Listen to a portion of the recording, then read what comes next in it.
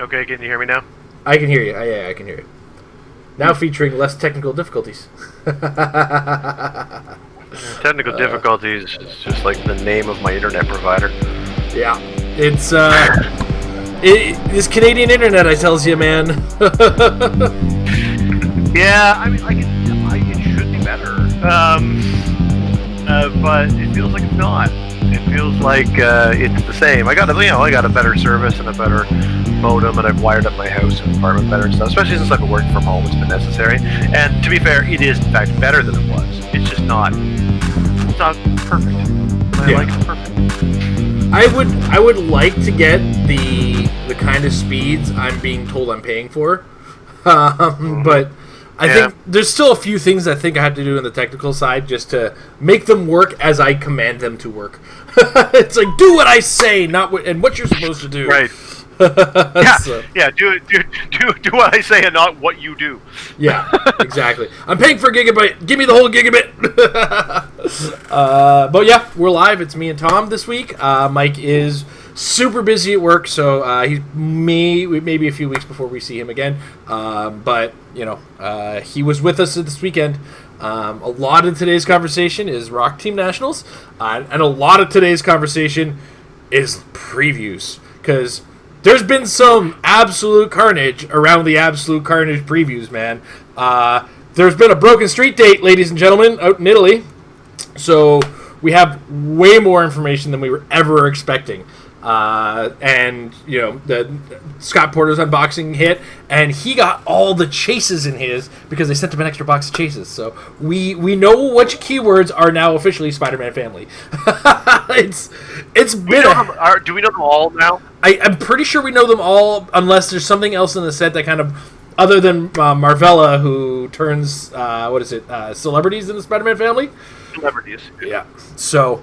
Oh boy, it's going to be fun going into the future. Do we want to start on the previews? No, I think we should start with Nationals. Start with Nationals and we'll go into previews. Cool. Yeah, so this Saturday was ROC Online Team Nationals. So where Mike and Tom took part in the singles last week. I joined them this week as part of Team Sorry in the Extreme Highlander Team Singles. So to explain that, for those of you who missed the episode where we kind of went over it, no element on any team can repeat itself on another team, and you cannot have multiples of the same element on your team. The only exception being there was certain characters that allowed you extra characters, or if you could create a character from outside of the game, there's no limitation on that, which came up for my team. We'll go over our teams, and then we'll talk about our highlights throughout the tournament. Just to kind of get this out of the way, our team overall result was 2-3. A little bit of a rough go, but I still ended up having a lot of fun. As far as got to play Heroclix. We'll go into other things about it in the end. But my team personally, I could not go with Latveria. So I went with Latveria theme team. It was two big pieces on the team were God Emperor Doom and the 100-point Dr. Fantastic. And they were flanked by the 45-point uncommon Dr. Doom, the one with leadership who could create Doombots, and our 40-point Valeria Richards for +2 perplex and the ability to choose an attack power. This was all kind of completed with the Nightbringer ring and stacks of Doombots on my sideline in my out-of-game area. I took pictures of them. I also had I had Lex Luthor as my troublemaker and a couple troublerts to kind of round it all out. It never ended up happening, to be honest. The one time Dr. Doom did hit a critical hit, I didn't want Lex Luthor on the board being a liability. So, but yeah, that was my team. I went Latveria. I represented the God Emperor himself. And I was quite happy to get the chance to do it. It was a ton of fun to play. Tom, what about you? Well, I was playing a Fantastic Four themed team, trying to utilize the form the new Fantastic Four, so it's almost irrelevant to say what was actually on the starting force, since that was never really what hit the table. I did have Title Reed on there, and because Title Reed, or title characters in general, can't be replaced or be replacements, that did mean he was going to be on all of my teams, but that was fine. I love Title Reed.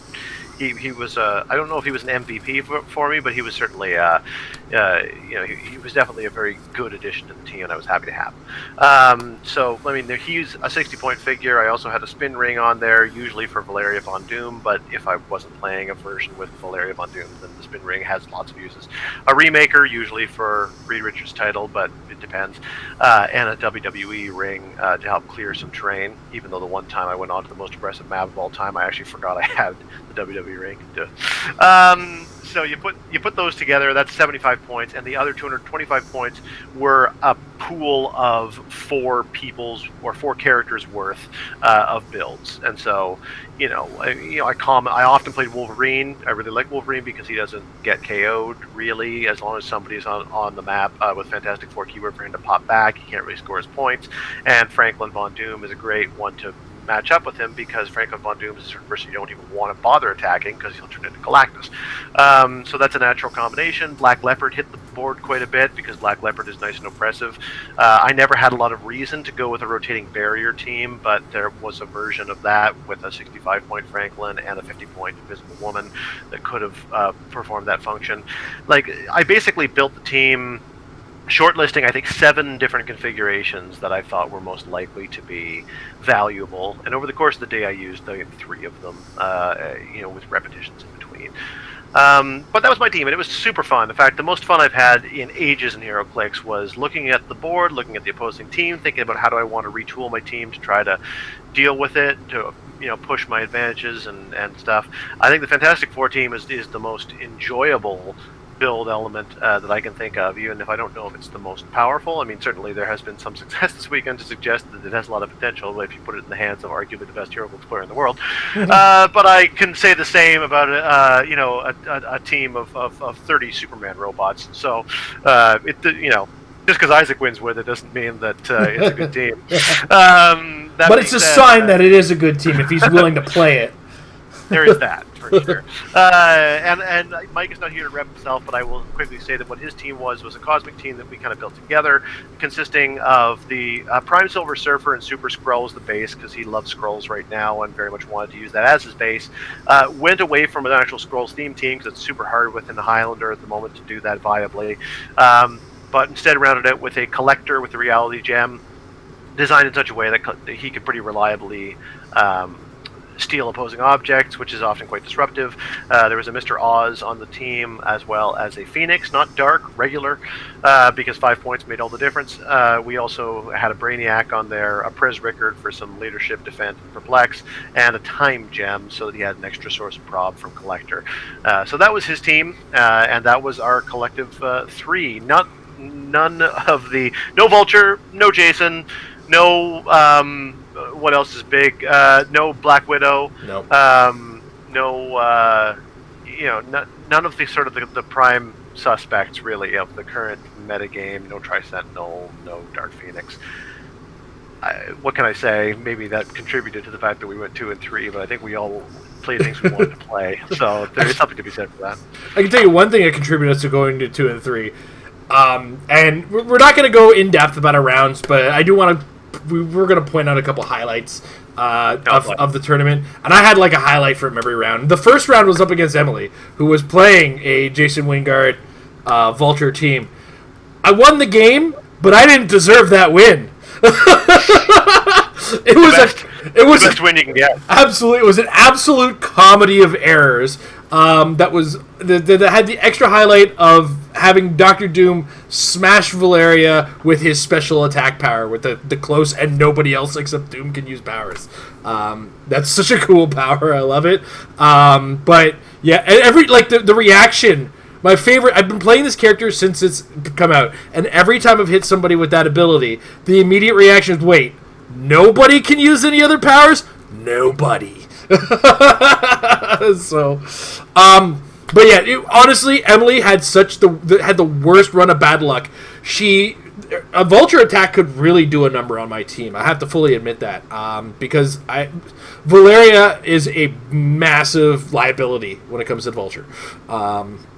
So what I ended up having to resort to was luck, and Emily getting a critical miss and trying to attack Dr. Doom. because he's got Mastermind, so I could just throw his damage to Dr. Fantastic. He's got Invincible. We soak a whole bunch of damage. We're in a good position, and her critical miss kind of hurt. But she immediately followed that up with a Trouble Alert, Firestorm, who attempted to energy explode my team, missed, probbed into a critical miss. It was just like I felt her pain so much. So that was a tough break for Emily, and it was one of those moments like, well, I can beat the Jason team if this number of stupid things occur. Right. Yeah, bad luck for Emily, unfortunately. Did you have any highlights in your first round, or?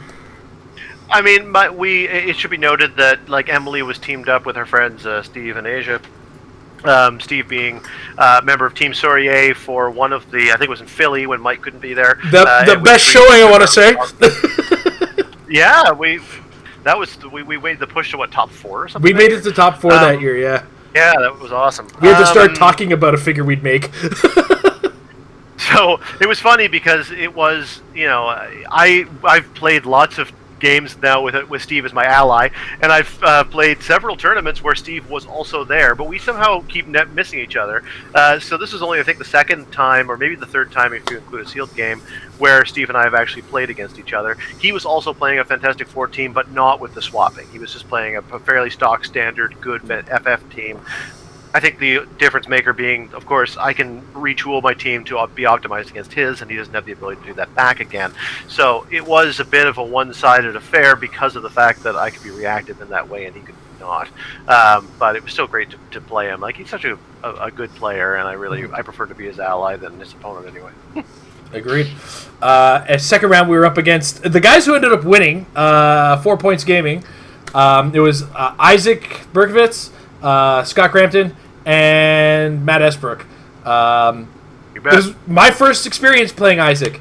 I've seen Isaac play. I've watched Isaac crush people. I am now a victim of Isaac. And it was wonderful to see many times. Yeah, that not only was Isaac, exactly as advertised, but he's also playing Tom's team, so it was a very similar team. It's not exactly the same because Tom had the Fixer of Universes. Better version. Yeah. I would say that he probably made the right choices, but then that's what you get when you have an Isaac. Yeah, absolutely. And it was also my first experience on King's Tomb. We've tried to avoid using the kind of words I have for that map, so I'm just not going to say anything beyond that. You're also married with kids in addition to married with Clix. Yeah, so, and they're not too far. So, and I don't think I could say the words I want to say about that map quietly. So.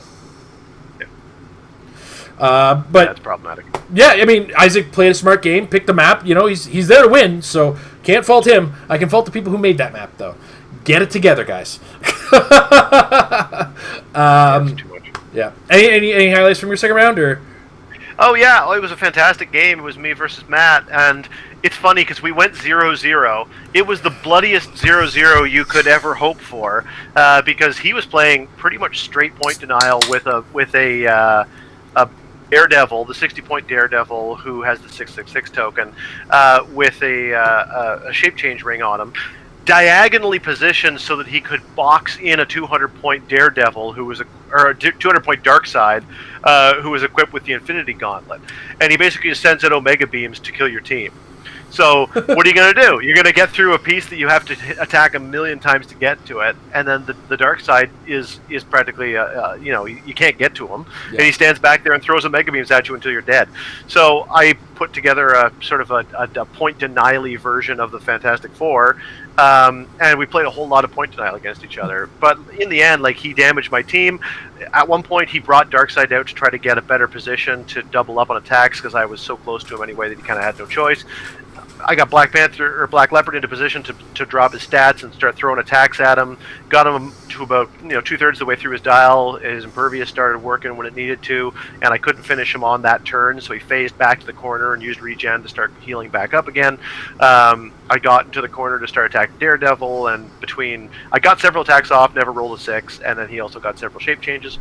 I had to pull back a bit to protect myself so I wasn't giving points away. So, we were moving all around. We were making tons of attacks. Lots of clicks were being dealt, but no one got KO'd. They called time, and both of our teams were intact. So, that was the end of it. But a really fantastic match. Just great. It was also really, it was zipping. It was one of those matches where the turns were going fast. Lots of things were happening. Just none of them happened to score points. Yeah. So third round, we were up against. Trying to remember, it was my opponent was John D. You were up against DJ Riggin, right? No, that was the round 4. That was round 4. Pretty sure round 3. I was up against Ben Chung. Oh, and I was up against Ed Berkovitz. That was a game that's on camera, and I embarrassed myself by putting a God Emperor Doom next to blocking terrain with a Tri-Sentinel on the board. Shame on me. Pointed that out. Kenny pointed that out when you placed him for the running shot. Yeah, and I was looking at it like, oh no. I didn't watch the video. In fact, I didn't talk to anybody about it until today. I went to Kenny. I was like, so, I'm on camera being the dumbest player in the game of Heroclix right now, aren't I? We've all been there. And I literally could have just gone diagonal one more square, and I still think I would have lost to God Emperor Doom. Long story short, because Valeria was part of his team too. So I'm not gonna. I played terribly, and I deserved my loss. I mean, yeah, you can say is it Mr. Clixo? Mr. Clixo, yeah. Right. Yeah, check it out on YouTube, Mr. Clixo. They've got all the matches up there. I mean, Jason probably doesn't want you to check it out. Don't check the third round match. But yeah, watch all the matches except for the third round. It's embarrassing. I am bad at Heroclix. I think I'm going to be the first person that tells most people that anyway. I do. By this point, I do want to say, Dr. Fantastic, with that extra 10 points, basically gives your team protected, outwit, perplex, and prob, because nobody wants to see the Doombot. It's quite hilarious. Yeah, it's awesome. Yeah. I had a match against Ben in the third round, and I'd never played Ben. I know the name because, of course, he was the Nightcrawler man. Back in the day, we all remember that.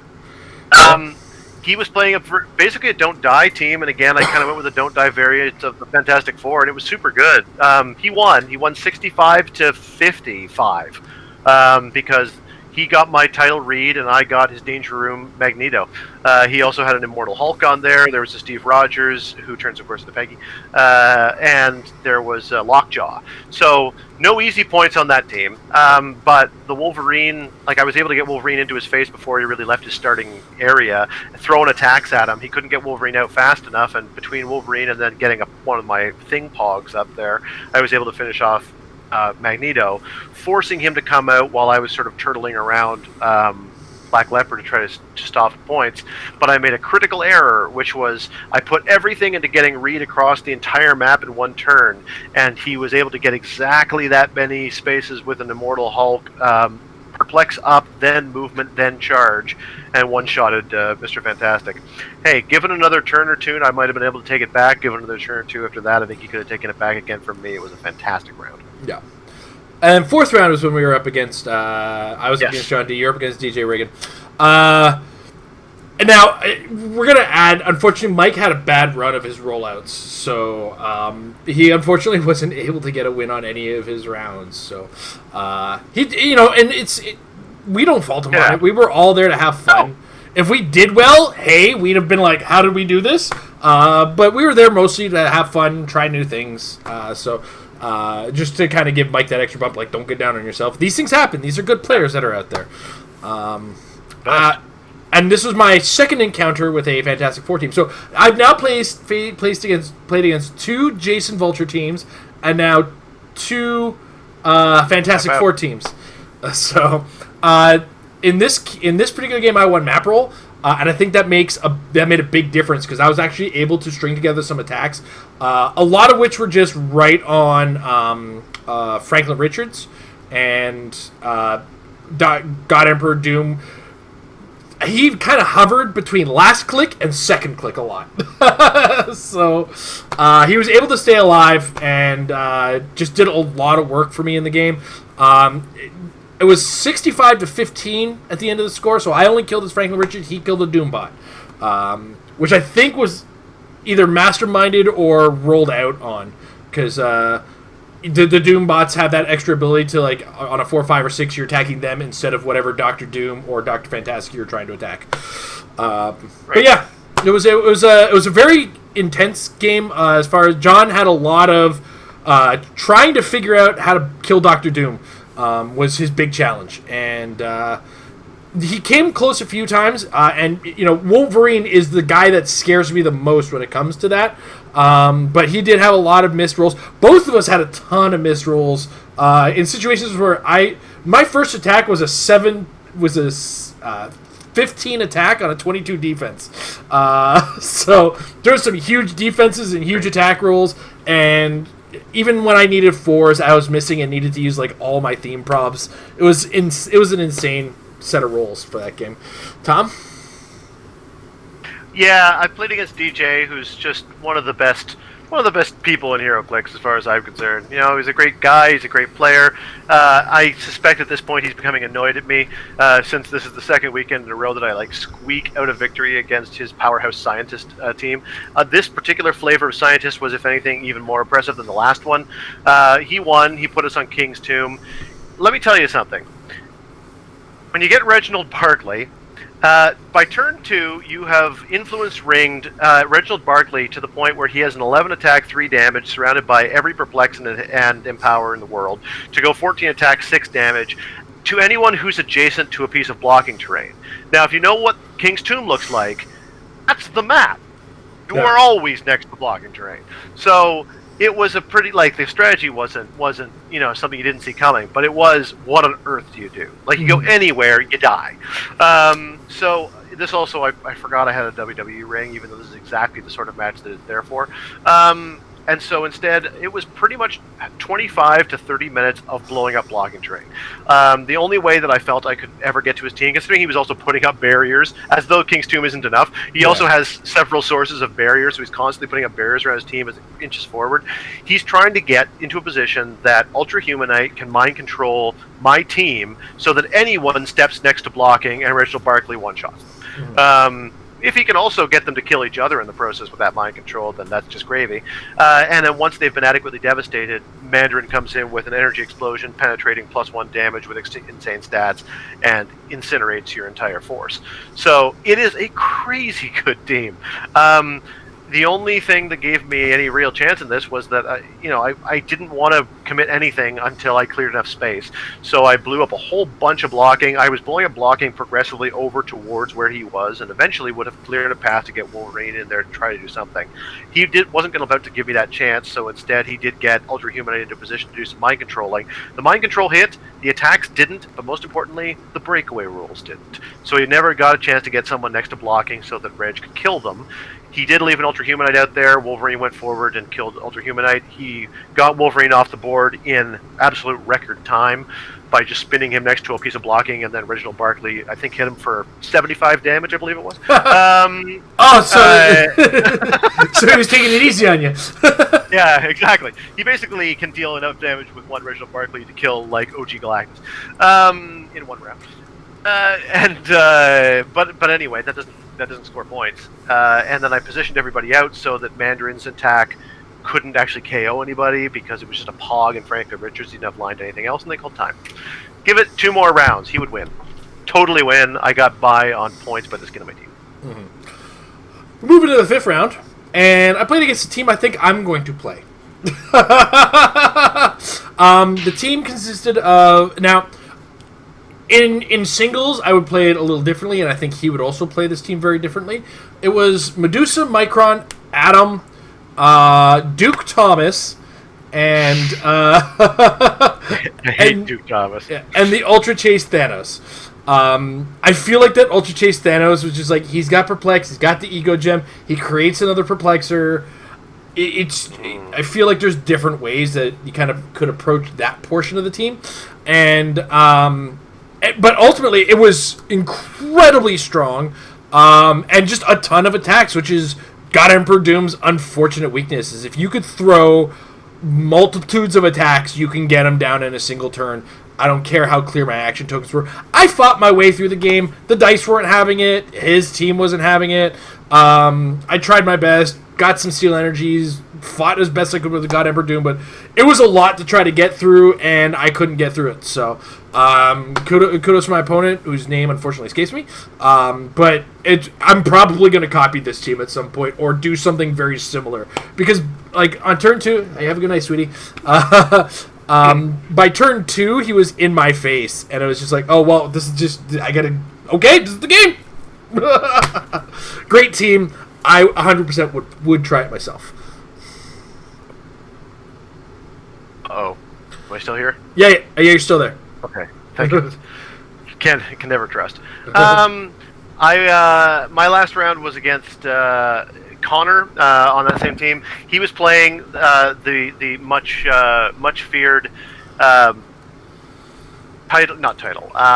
Tradecraft token Chase Widow with a Captain Marvel, a Shifting Focus Widow, and a Happy Hogan plus a Nightbringer ring. And I think the conservatory bonus, the whatever the Poison Ivy one was. Like, okay. I won map, but he got to create a patch of hindering to go and hang out in on his way across the map. Yeah. Really, it's what a combination. Very strong team and a very strong player. This is one where I barely won. When we were tooling out our teams, at the expense of a few more options for switching out with the new Fantastic Four, I wanted to leave at least room for one Trouble Alert and one Troublemaker, and this was hugely influential on the outcome of this game, because I rolled a crit miss at an inopportune time with, I think, Mr. Fantastic, but I can't honestly remember. It gave me the opportunity to bring in the Green Arrow, which was the one I had, and not only did Green Arrow do a lot of heavy lifting, responsible for KOing 2 of the Widow's recruits that gave me ultimately the lead I needed to win the game, but also KOing Dr. Gulliver with Valeria Von Doom put Green Arrow onto a click where his stats were high enough that he could reasonably take out one of the recruits. And so it was a pretty clutch Trouble Alert. He came across the map. I got really lucky with a Wolverine, charge flurry that took out one of his Shifting Focus Widow in one shot, just a 5 on blades, and super senses missed. But after that, he packed me in, came in, took out Franklin in no time, made it look like it was effortless. The Widow's recruits started ripping the rest of my team apart. Everybody was all scattered. I thought it was over. I KO'd enough Widow's recruits and then won on time. By the time was called, Reed Richards was on his last click. Oh! Now, at this point, he did have a 21 defense, and every turn I could just cycle, choose Outwit, Perplex, outwit the poison on the recruit standing next to me, and perplex up my own defense, and see how long 21 super senses holds. Yeah. But it was all I had. If he could have created another recruit, I don't know that he was actually out of plot points by that point. So if he wasn't and could have created another recruit, I was just dead. The time was called before he could do that, and that was it. I really definitely would have lost that game if it had gone any further. Very scary team. Yeah. So overall, kind of thoughts. You've had the 2 weeks to play. I've had this one tournament to kind of observe a little myself. Overall, how are you feeling about competitive Heroclix right now? Well, I mean, I guess as a brief side note, just before I say that, I will say this tournament was run super. Oh my god, yeah. We were talking on the show last week, and I hope that I wasn't being down on it, because I think that it was a fantastic time. But speaking of time, it took a lot of it. Particularly the first day of singles nationals, there were some delays, and not everything was done. Not everyone was clear on what they were doing, and as a result, things took time. You know what? Things take time. They had to work the kinks out. Yeah. What the true measure is not whether or not you get it perfect the first time. It's whether you make progress as you go forward. And you could not have asked for a better example of that this weekend, because it just zipped along. Team is more complicated anyway. Like, Teams is already a bit more complicated setting, and there were just as many people involved, and they were rocking it. I was super happy about that. Yeah. Now, it didn't go what you would call fast. It was still 8 hours, but it was definitely not a lot of wait time between rounds this time around. Like, where they had an hour to 2 hours in some cases in some rounds. It was pretty zippy. I think the first 2 rounds were probably the longest amount of time that we had to wait, but even then, it wasn't super terrible. Well, and it also should be noted that they did their announcements and pre-sales, and not pre-sales, the pre-game sort of layout and instructions and everything starting at noon. And so That didn't end until about 1. Right. So even when we say it was probably more like 7 hours to do 5 games, that's not bad in this setting at all. That's even fine live, to be honest, at a tournament this size. Agreed. Yeah, agreed. For a tournament this size, not an easy thing to pull off. But yeah, one other thing about this type of tournament that I kind of want to put out is I am not made for esports, and I am not made for this amount of time at my desk when I'm not like working or something like that. So if you're gonna get into this, I would suggest something like, for one, wireless headphones so that you kind of can still hear what's going on when you have to step away, because they do have these big group rooms where you can listen to announcements and stuff like that. But also, I kind of kept my weights aside and, would do a couple reps in between rounds when I was waiting around or whatever, and talk to the kids while I was out. Still had it here, head on, because it's... Yeah, me too. A lot of curls. Just some of those... I'm doing those now, but... Yeah, exactly. Feel those... oh, man, feel the burn! Not a joke. This really was here under my desk during the tournament. I just noticed it was sitting here. Yeah. Honestly, if the kids weren't around, I'd have probably been wasted by round 3. Actually, especially after round 1 and round 2, because I would have been playing the Clix whole drinking game, and I'd have been dead by round 1. Oh God. Yeah. But yeah, really, really well run. Yeah. To your question about what are we feeling about the competitive game, boy, it really feels like a wide open field. It feels like Heroclix is a game of extremes.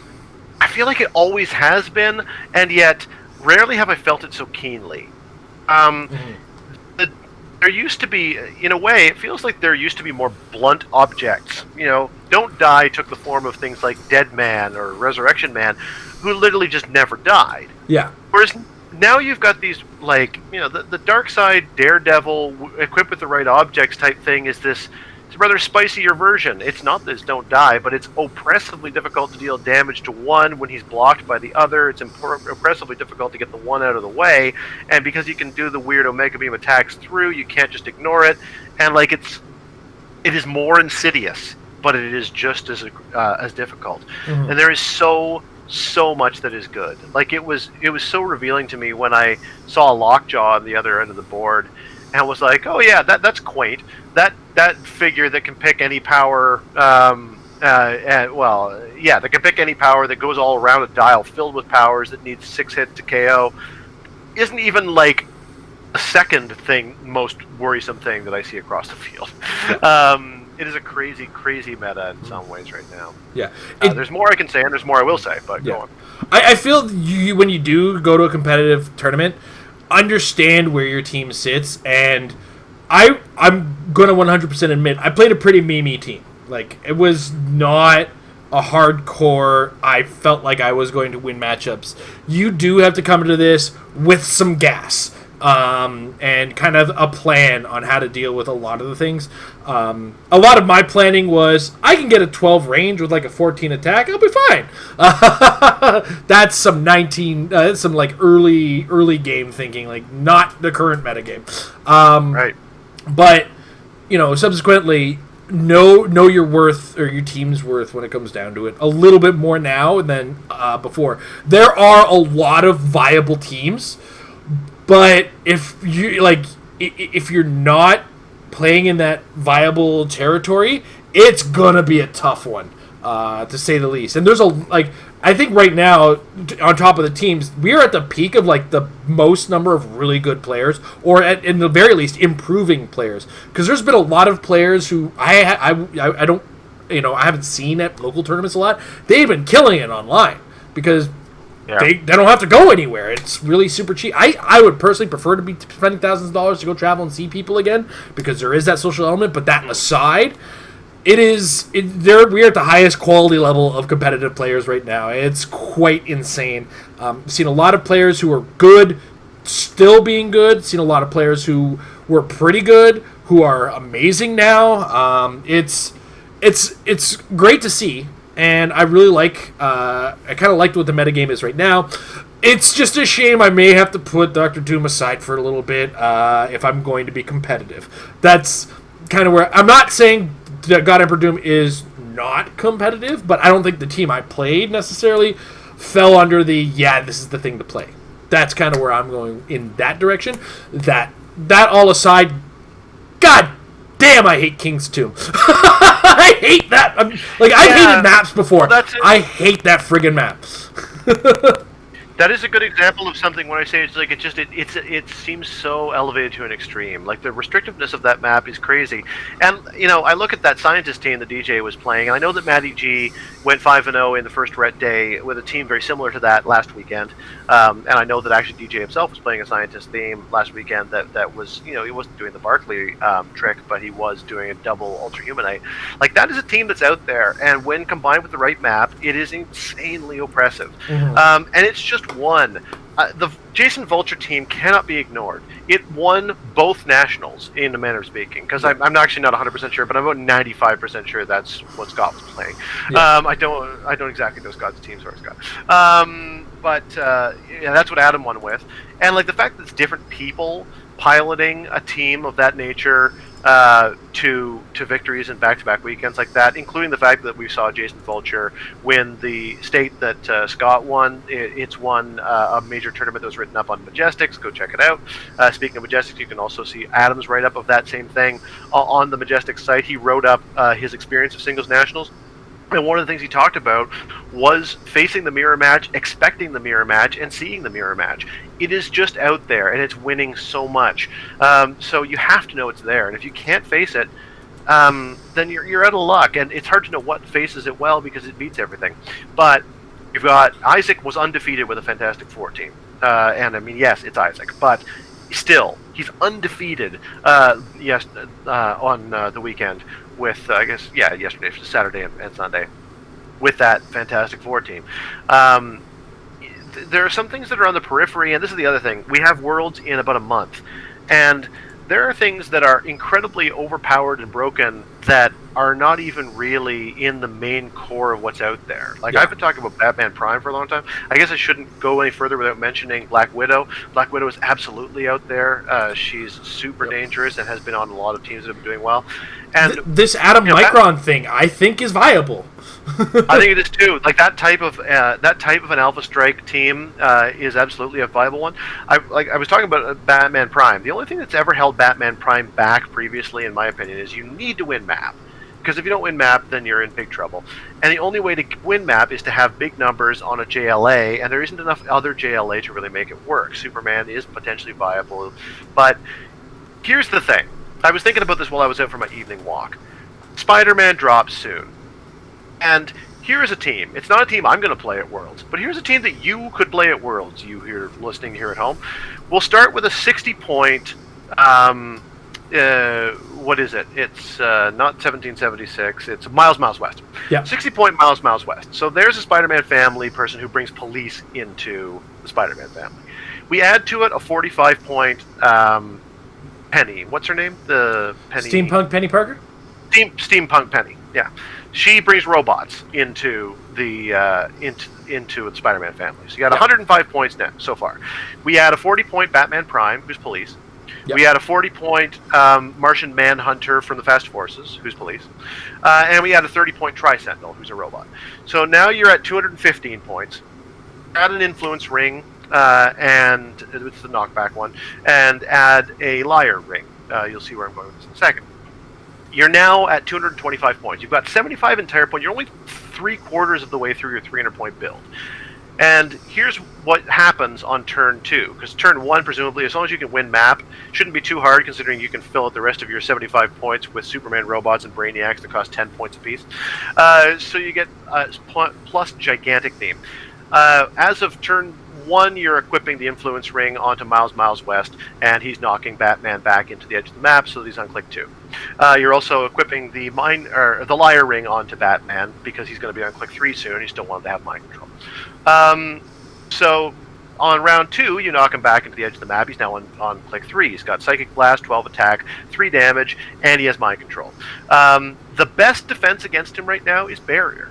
That is the reason. Like, there's so many sources of barrier with zero rings and everything. That's the reason why he's not that viable. Frankly, is that people are putting things in front of him. But now you've got a team where Steampunk Penny perplexes up Tri-Sentinel's movement. She rolls a d6, and that's how much perplex he gets. So let's assume she rolls a 3. He gets a +2 movement. Martian Manhunter moves him half his movement, which is 6. It's basically 4 + 2. So he moves 6. He was in the front of Tri-Sentinel was in row 2. Now it's in row 8. He sidesteps. Now it's in row 10. He takes a move action. Now he's in row 20. He sets off Colossal Retaliation. He blows up all blocking out to row 23, which you'll notice is as far back as you could even have a barrier enough to protect your team. So now Tri-Sentinel has crossed the entire map. He's blown up all your barrier, and Batman Prime is now either Psychic Blasting everybody he can see for 3 damage, or he's Mind Controlling them all from the other side of the map. He will have 2 police help because he's got Penny on one side and Miles on the other, so he's got effectively a 14 attack, and he's surrounded by his own prob and a whole bunch of theme probs, because technically you're a named theme team. And keep in mind, I've only built 3/4 of the team, so fill out the rest. Like, it is insane what you can do after this new set drops, and that's why I'm looking at the current meta thinking it is crazy, but it's about to get absolutely insane. Everybody's Spider-Man family except for magical people. and was it mystical monsters and brutes, maybe? Like, there's only a few. Yeah, like, there's a few. And when it comes down to it, Monsters already got the tools it needs to be a named theme team. Spy's already got it. Celebrity's getting it. So it's just not with one of the chases, which is, hey, it's your budget version of it. So if you're looking for a budget competitive team, look for Celebrity, get your hands on a Mojo while he's still kind of low. So yeah, it's very easy now. It is very easy to just abuse. And I'm not going to say that that's better than Jason Vulture. I mean, everything I just described, I think, still loses to Jason Vulture. Unless, of course, you're able to nuke them from the opposite side of the board successfully. But it's just the way it opens up a world of possibilities that didn't exist previously for these peripheral pieces. Mm-hmm. And I wonder, it's funny to even think of Batman Prime as a peripheral piece, but frankly, he has been one, but he may not be anymore. The world is going to change, and the world is already topsy-turvy. Yeah. I do have to say, I kind of like when we say we've had a set and it looks, we've had in the past, we've kind of looked at the set and go, is this really going to affect the game? And it also kind of leaves us in the lurch. Like, Rebirth was a set that has barely touched the game. I think there's maybe 3 or 4 figures from Rebirth that we actually have conversations about. Yes, there are going to be some things that, like, people are going to bring up. But Oz, Perez, whatever. There's a few, but there's a few, but it, like, as a whole, it doesn't seem great. And then we saw Fantastic Four, and holy crap, so much of that set has some degree of viability, especially with this Fantastic Four thing that's happening. Justice League Unlimited has had a huge effect. I have to say, I enjoy when that does happen. When the game changes with every set, that's a good thing. And it's not a matter of, like, oh, new hotness. It's when you start to combine it with a lot of the older stuff. I feel that's kind of positive. And we're talking about the set a lot. I think it's time to start talking about the set and some of the stuff that we've seen this week in regards to it. I think as well, do we want to take a little time and just talk about all the chases? Scott Porter talked about them. I think it's worth talking about. Sure. All right. Yeah, awesome. So we will pull up our first picture. Our first preview comes courtesy of 2 clicks from KO. You'll actually see their icons on it, so we'll get that there. Boom. All right, so the first thing we're going to look at is the Illusion Generator. Now, it looks like not all the items necessarily come with the characters that they're associated with, at least based on the Scott Porter unboxing. I might be wrong. There's still a lot to learn about this. Anyway, the Illusion Generator is a heavy equipment that has a 10-point value, and its effect is Shape Change. When this character uses it and succeeds, after resolutions, generate an Illusion Bystander. The Illusion Bystander has 8 movement, 10 attack with Incapacitate, and it is autonomous, 16 defense, and Shape Change of its own. It is unequipped drop, equip any, 10 points, Shape Change. What do you think, Tom? I think it's quite good. One thing that I wonder if we're going to start seeing more of, it's funny that we don't see enough of it right now, is people building to try to steal objects. Given how devastating the spin ring is with Valeria, then I think that smart money is on trying to figure out some way to try to manipulate your opponent's objects. And heavy objects are much more difficult to do because when I look at this, my first thought is I'd rather play Remaker because frankly I think I would rather save the 5 points for the shape change because the illusion generation thing is fine, it's fun, but I don't think it's not really winning me over that much. I think frankly there's better things I could do with my 5 points. Than hope to be able to generate an illusion. I'd rather just know I can generate a Crimson Sage. But I still think that it's decent, and the fact that it's a heavy object I think works to its favor because it becomes an alternate way of coming to the same end result. Not to mention the fact that everything in this new set has shape change, so some of the old sets would feel jealous if they didn't have access. Yeah. Also, I look at this and I think the Skrulls might love this. Yeah. Hey, we're going to have 4, 5, or 6 on my shape change, and you got a dude to deal with. So, not terrible. For sure. Yeah. Next up, Spot. He is 50 points. He's got Hydra, Modox 11, Magia, Sinister Syndicate, and Scientist keywords. Yet another Sinister 6 is his first trait. When an adjacent friendly character with the Sinister Syndicate character is given a move action, they may replace their speed value with 10. And that's a capital move action, so you're not getting it out of your charges or running shots. Sorry, guys. Here, there, and everywhere is the second trait, Phasing Teleport. Phasing Teleport as free, but half speed. His third trait, Death of 1,000 Spots. Flurry. When Spot makes a close attack, he may target an opposing character within 4 squares regardless of adjacency. When an opposing character targets Spot with a close attack and misses, after resolutions, deal that character 1 damage. He has 50 points. He is indomitable with the Sinister Syndicate team ability. He flip-flops between Outwit and Shape Change. Super senses across his dial. He swaps between Stealth and Force Blast. This is one of those characters that is very easy to overlook when you look at his stat line. But then when you remember things exist like Perplex and Empower, and you can Empower and he can make an attack from 4 squares away with Flurry, he can do it. There's a lot of potential with Spot. And a lot of the time, you don't want to try to attack him because he's got a dial full of super senses. If he rolls that, you cry because you take a damage instead. At the same time, this is one of those characters that you kind of build around and surprise somebody with. But then they learn their lesson the next time and just find their ways to annihilate him. He's a cool gimmick. There's a lot doing what he does a little bit better right now, but everything about this guy is really good, I think. What do you think, Tom? Yeah, I think that you're right. Everything that he does is good. He does require some Empower, especially, or some Perplex to get those damage values up. I mean, I like the way it's designed. I like the fact that he can phase teleport half his move for free rather than connecting it to a charge in some way, because it allows him to pop in, outwit your defense, and then flurry you. Yeah. So he's got basically a 9-swing flurry unassisted, but he can add an outwit in the middle of that, and that's awesome. Yeah. Combine that with the fact that he's indomitable, and that goes a long way. And he makes you punch yourself if he gets his super senses. He's also hard to hit because of stealth. He's hard to hold down because of phasing. This is a great guy for getting your equips out quickly because he can phase out for free. Then he can move back as a power action, drop your object onto the person who needs it, and they can equip. If you can find a way to make a taxi out of him, then that would be great. But at least he's giving wild cards or there's Sinister Syndicate people 10 speed. I don't know. He's hard to get excited about because his attack and damage values are low enough that without that, what he does best is fighting in some way, and he doesn't fight that well statistically. But everything else surrounding it is good. So my jury is out. Yeah, Space Jam would probably make really good for him. Yeah, Space Jam would be great. More movement, which would also increase his speed when he's doing the half move for free. All right, next up. Carry on. It's been a while since we've seen this guy, the Doppelganger.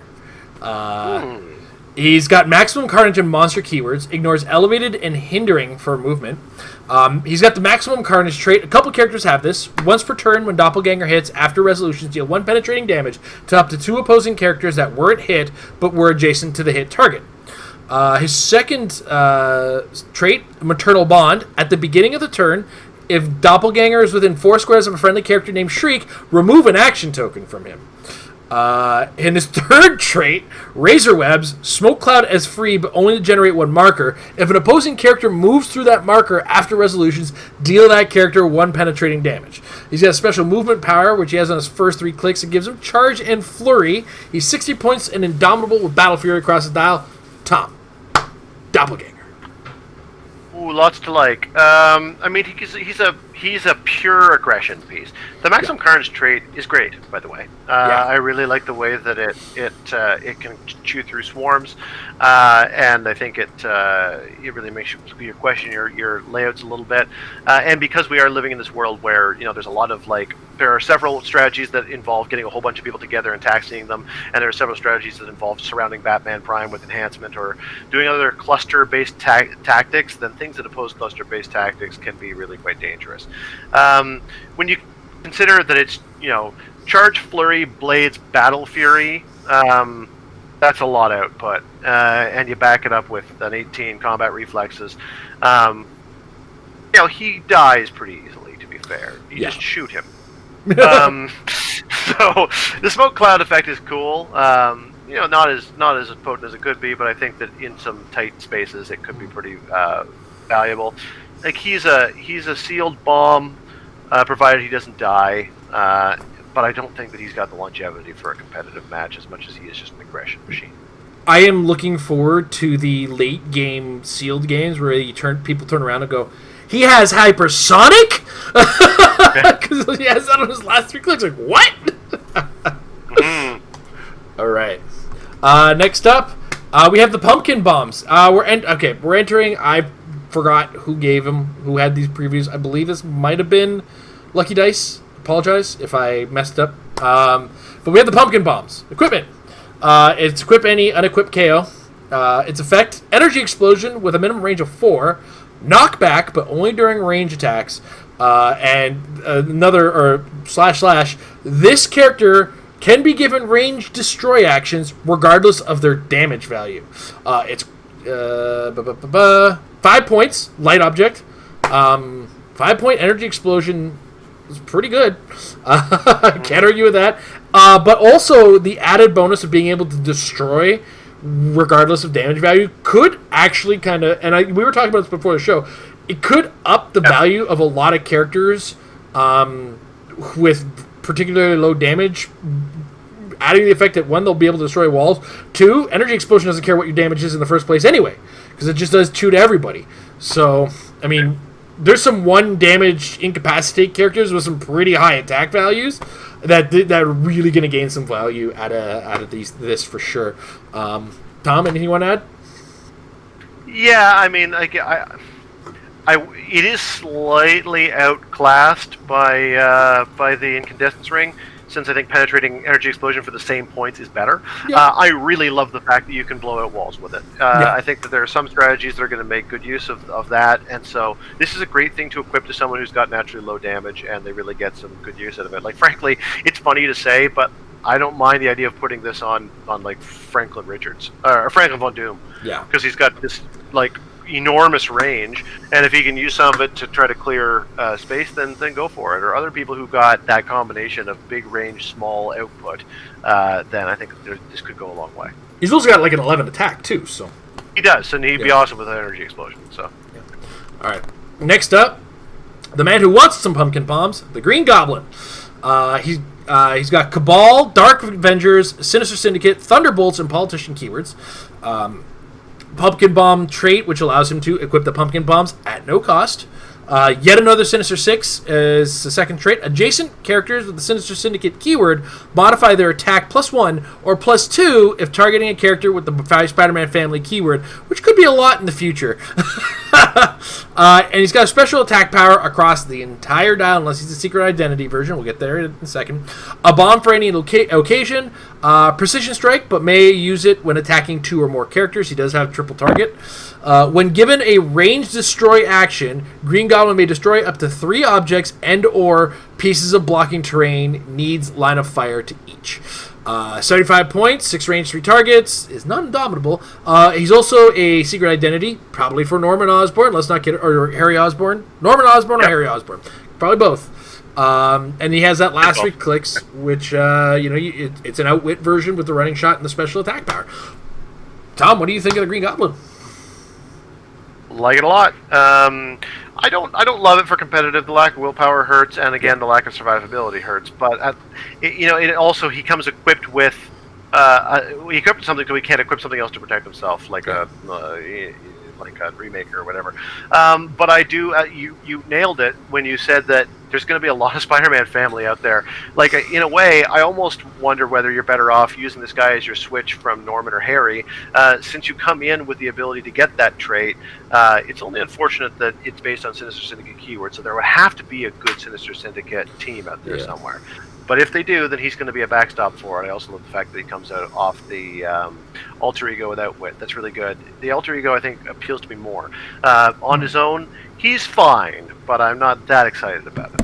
We can't call them alter egos. Those confused people. Oh, God. What's this called? Secret Identity. Secret Identity. Like the Jerry O'Connell show. All right. Just overall, pretty good and sealed. Okay character. We'll see with the metagame. And again, Secret Identity. I'm kind of on the same boat, just to wrap that up. But next up, we have the Red Goblin. I believe this is the Green Goblin with the Carnage symbiote. Codex, Maximum Carnage, Sinister Syndicate, and Monster keywords. Carnage symbiote and Pumpkin Bombs trait. Red Goblin may start the game with the Pumpkin Bombs or the Carnage symbiote. I wish I knew what it did.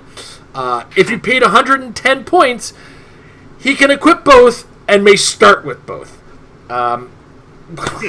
Cool. I wonder if that's going to be like a Venom symbiote that gives blades. I'm hype. I don't know. We'll see. I'm probably... Maybe not. We'll see.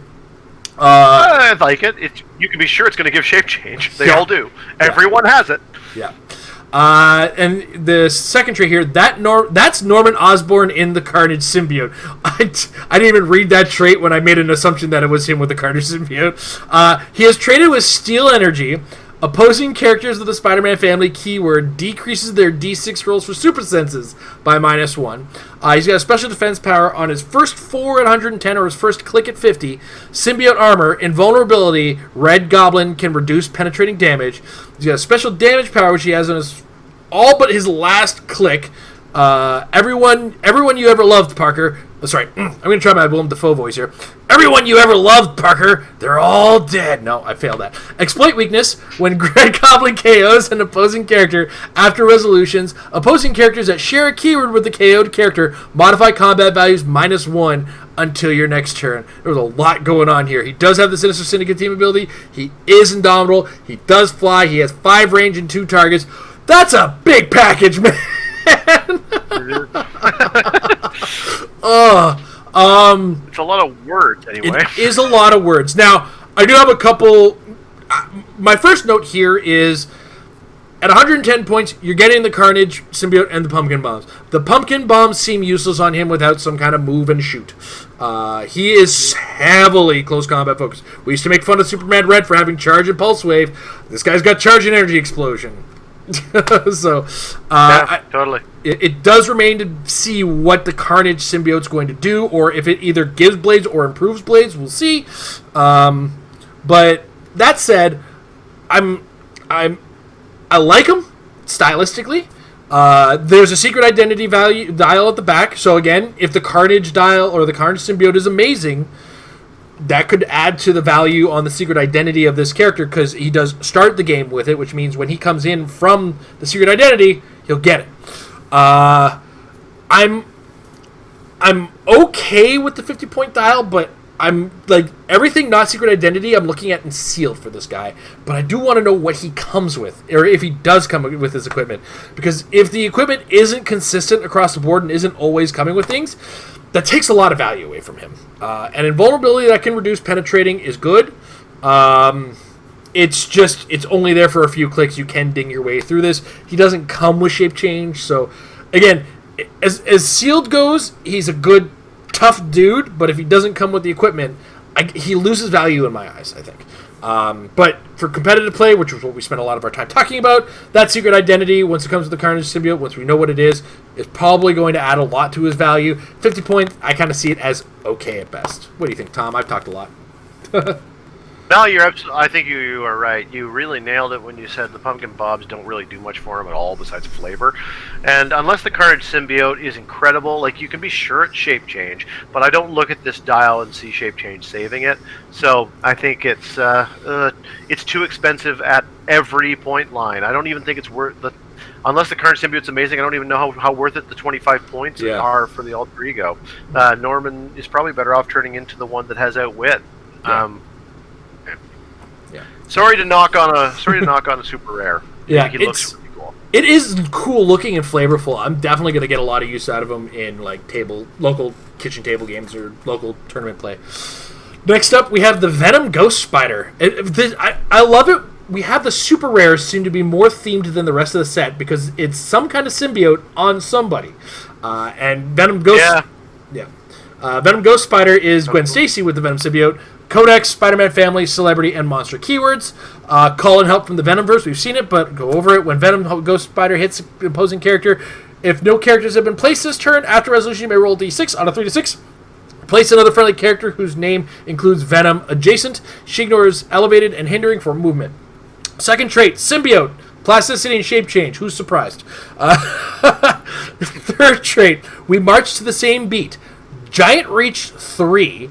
If Venom Ghost Spider has no action tokens, she can use Battle Fury. If she has exactly one action token, she can use Flurry. If she has 2 action tokens, she can use Stealth. Indomitable, 70 points. On dial colors otherwise, so it's the 3 traits that really make her up. Tom, what do you think of Venom Ghost Spider? Much better than Red Goblin. It's funny because they're right next to each other in the set. They have adjacent set numbers. Yeah. Got a lot more mileage out of that. It's definitely a double rollout. I mean, again, we don't know what the current symbiote is, but I doubt it's a double rollout. So you've got your double rollout, shape change super senses. You've got a 9 swing unassisted. He doesn't fly, but improved movement, ignores elevated, and hindering is good enough for me. As for the whole like Battle Fury or Flurry or Stealth, I feel like anytime I want the one, I'm going to wind up being on the other. Kind of, it's fine. It's gravy, but I don't think you really build around that. So I prefer to just think of this as Giant Reach 3, and calling help from the Venomverse is also a very specific thing. So what I'm really looking at is this dial worth 70 points if I just add Plasticity, Shape Change, and Giant Reach 3 to it? And I would say yes, I do think it is. I don't think it's groundbreaking, but I think that it is very solid. And in a world where we're entering with a lot of shape change out there, Battle Fury goes a long way. But guys, for the love of God, and this is going to happen at every sealed event, don't let this character shoot if it has no action tokens, because it can't. Can use Battle Fury means they have Battle Fury. Sorry, guys. Right. But exactly. Don't carry it either. Yeah. But at the same time, if it has an action token, it's Indomitable. Charge Flurry with Giant Reach 3 is good, especially if you move into some Stealth. Now that you've got the second action token, you've got Stealth. I think, there's a lot cool going on with this character. And for 70 points, I agree with you. There's some good value coming out of the 70 here. All right. Next up, White Rabbit. Sinister Syndicate and animal keywords. Her first trait, have a genetically engineered killer bunny. When White Rabbit kills or hits, after resolutions, generate a killer bunny bystander adjacent to a hit opposing character. Her yet another Sinister 6 trait is adjacent characters with the Sinister Syndicate keyword can use Leap Climb. Hooray! Bunny Hop. Her special damage power, she has... her special damage power on her first 2 clicks. Insane Lee into Lewis Carroll. Perplex, when White Rabbit uses it, all other uses of Perplex on that character expire, and that character can't be targeted by Perplex again until your next turn. There's a lot going on with that. The Killer Bunny, 3 movement with Sidestep with Blades, Claws, Fangs, and a 9 attack. 15 defense with combat reflexes. It is tiny size with 1 damage. You're using your Fangs? Yeah. She comes in for 60 points. Running Shot, Psychic Blast to start. Sinister Syndicate. What do you think about the... I guess I got to start on the White Rabbit, eh? Yeah, you go for it. All right. Please. I mean, she's neat. She's a gimmick. I don't see her breaking into competitive play. Not at 60 points. If you've got a way to use White Rabbit, neat. It's good. I think it's going to take a lot of work for me to want to use her.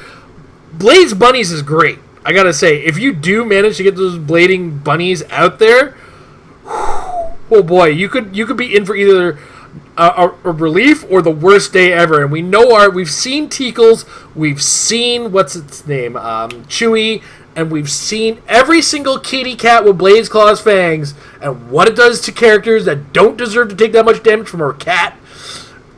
Seeing it done from a rabbit could just ruin your day. But this is a character that has on-dial willpower to start. She's definitely made out of soft stuff, to say the least. But I want to like her more. I enjoy the flavor, but I don't see myself making a whole lot of action with competitive play for her. The Perplexing is really strong, though. And that's why I kind of want to be a little bit more positive about her. Because, let's say, go to my team. I got my God Emperor Doom. You perplex my God Emperor Doom. I can no longer get his attack up to a 15 all of a sudden, and you've perplexed down something, which is obnoxious. Or if you've noticed your opponent is using negative perplexes, you up a defense on somebody, they can't touch that character. It's a super flexible power, but it's only on 2 clicks on a character who's high on points and just kind of iffy and squishy. And worth an attack at 60 points. I don't know. I've talked a lot. Tom, tell me I'm wrong, because you got that look on your face like I'm wrong. Not wrong. I think you could have stopped at 60 points for 17 defense willpower.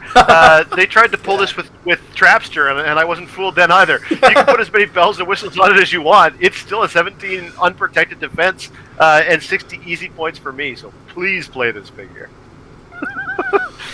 Alright. Next up, Carrion.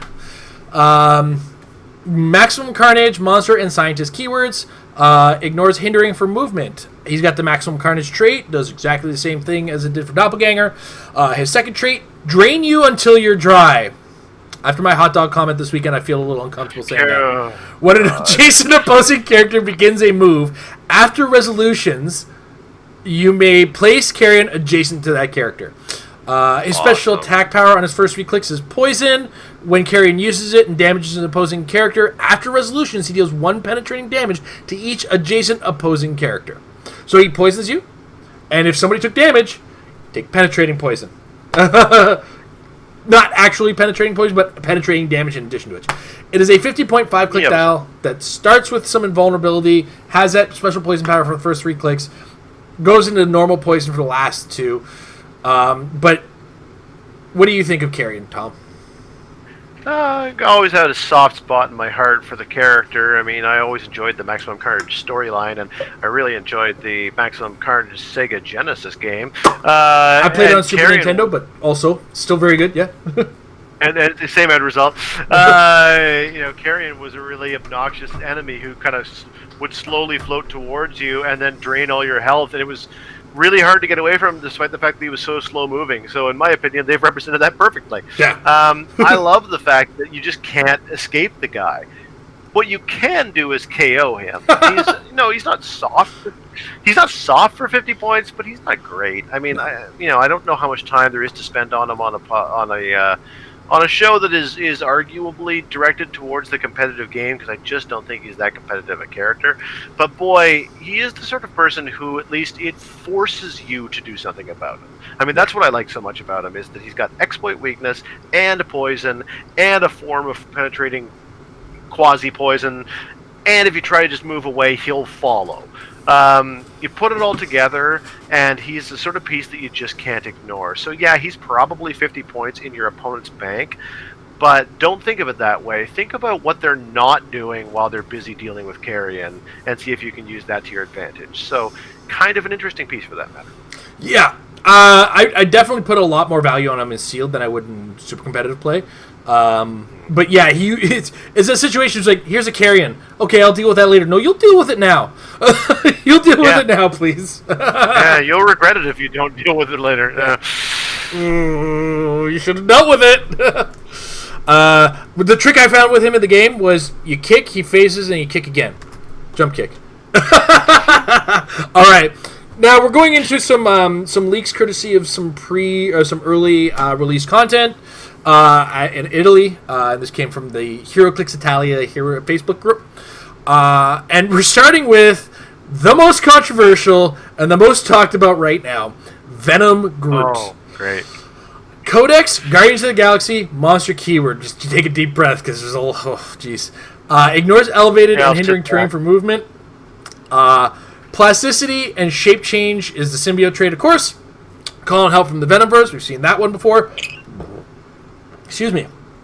Regrown from a twig and from a drop. When Venom Groot is KO'd, instead of putting him on your KO area, turn him to click number 1 and put him on this card. This game, when another friendly character uses Call in the help from the Venomverse and succeeds, they may instead choose to place Venom Groot from this card. He's scored each time. He's got special damage power, fly traps, and vine snares. When an opposing character is placed within 4 squares of Venom Groot, I swear I've heard this before, choose one, modify that character's attack -2 this turn, or, after resolutions, deal that character 1 penetrating damage. If that character occupies printed hindering terrain, choose both.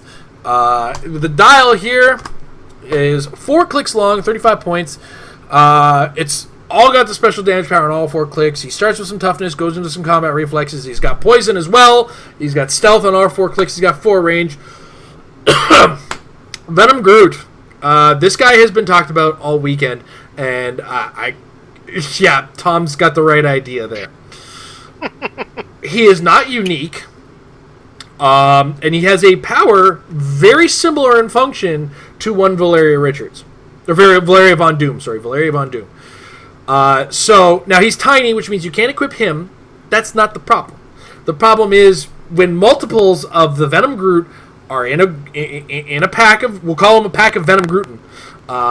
And even with near Valeria Richards, if you want to use her still, a spin ring, and you're taking multiple damage. Let's say we have 3 of these and a Valeria Richards, you're about to take 4 penetrating damage.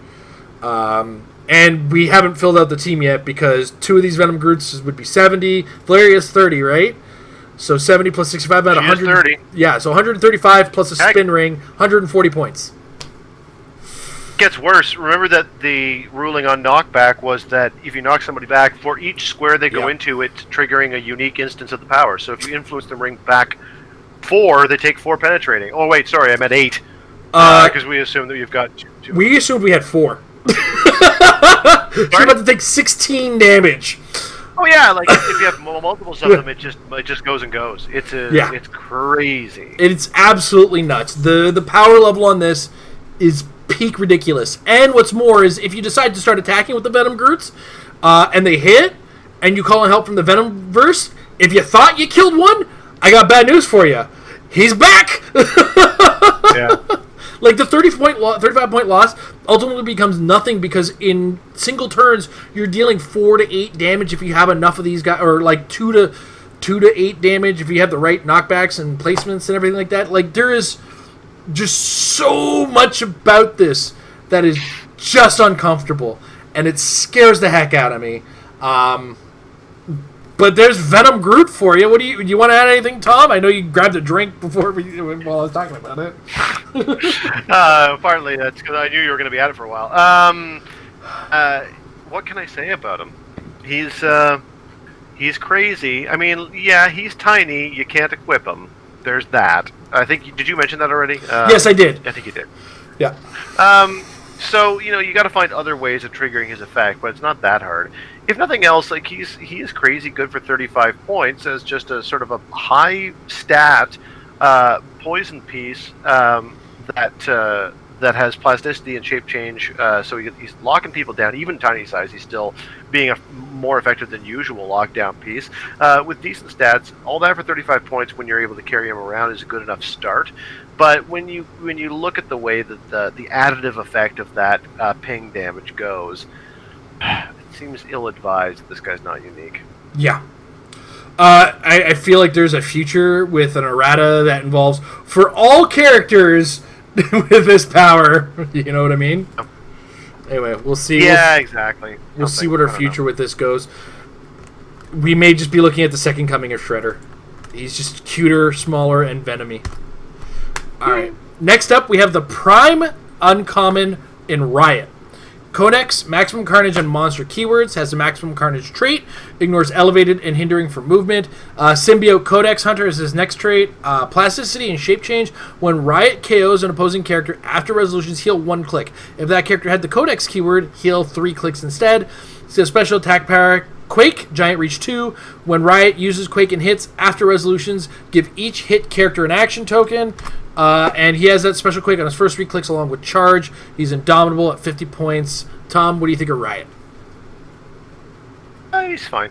Yeah. I'm not quite... I guess the idea here is that they have got the Codex Hunter thing as the Prime theme, which is a fine little Prime theme, I suppose. None of them are ones that excite me too much. I think that what you get for 60 points with Spider Doppelganger is worth it, and I think what you get for 50 points with Riot is worth it for more or less all the same reasons. He's a highly aggressive piece. He's not built to survive the game, but because he's not built to survive the game, I don't think he'll be on my team very often. That being said, I think he's fine. I guess a lot of it depends on that Venom group future and what it looks like. Because the Venom group does have the Codex keyword, and so Riot will stay alive as he's fending off those miniature trees. All right. Well, he can also team up pretty well with a Venom group, considering the fact that he runs in holding the tiny character with his charge, and then he quakes, he knocks everybody back, and then Groot just deals them all free damage. Yep. Jeez Louise. Crazy. Insanity. All right, next up, the owner of All Black, the Necro Sword, Null. I got a pronunciation in the comments for it, so it is just Null. Yeah, Null. last week. I appreciate that. I was like, Canol? Canol? Canol! Codex, Maximum Carnage, Cosmic, Deity, and Monster keywords. The first symbiote, My Shadow, is the name of the trait that gives him the All Black for no cost. The Necro Sword. The Necro Sword! The God of Symbiotes is his second trait. Plasticity, but has Breakaway +3, and opposing characters have Breakaway -3 instead.